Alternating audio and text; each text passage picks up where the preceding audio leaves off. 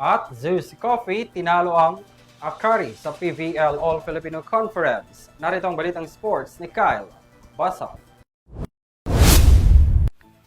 Tinalo ng Zeus Coffee Thunderbells ang Akari Chargers sa isang Thursday night showdown ng Premier Volleyball League All-Filipino Conference. Umabot sa 5 nakakakabang sets ang larong ito sa puntong ramdam sa buong PhilOil Center ang hiyaw ng mga manonood.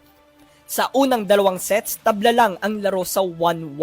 Kitang-kita ang nag-aalab na determinasyon ng dalawang nagtutunggali.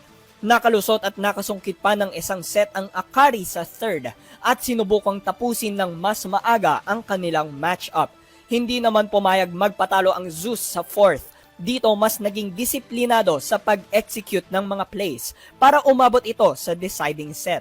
Naging matiwasay ang Zeus sa kanilang binuong stratehiya na nag-akma sa sitwasyon. Naging consistent din sila sa kanilang tiwala sa bawat isa.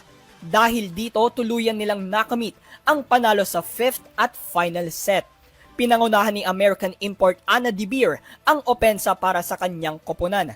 Tinanghalang best player of the game sa kanyang 33 points with 12 excellent receptions. Ang final score ng laro ay 16-25, 25-18, 18-25, 25-23 at 15-12. Balik sa winning category ang Zeus na may 1-2 record habang ang Akari ay patuloy pa ring winless na 0-2 record sa naturang liga. Para sa EuroTV News, ako si Kyle Basa, sumasaludo sa bawat Pilipino.